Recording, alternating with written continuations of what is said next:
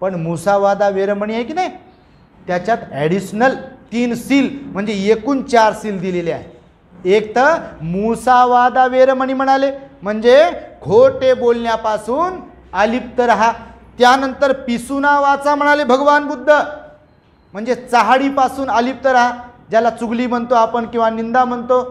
पिसुना वाचा वेरमणी हे तुमच्याकडून वधून घेतल्या जात नाही, पण डिटेल्समध्ये मुसावादा वेरमणीमध्ये हे ॲडिशनल आहे. पिसुना वाचा वेरमणी म्हणजे चहाडी करण्यापासून अलिप्त राहील.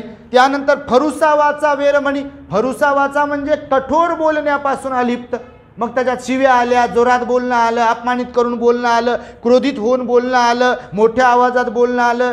कारण भगवंतानं शिकवलं ना की आपल्यापेक्षा लहान आहेत, मोठे आहेत, कोण आहेत तर कसं बोलावं, हळूहळू बोललं पाहिजे. मोठे कोणी असतील तर आदराने बोललं पाहिजे ना. बोलणं तेच, शब्द तेच, पण बोलण्याची पद्धत वेगवेगळी असली पाहिजे. माहिती आहे तुम्हाला, शब्द तेच असतील पण बोलण्याची पद्धत वेगवेगळी असेल. म्हणून फरुसावाचा वेरमणी, फरुसावाचा म्हणजे कठोर बोलण्यापासून.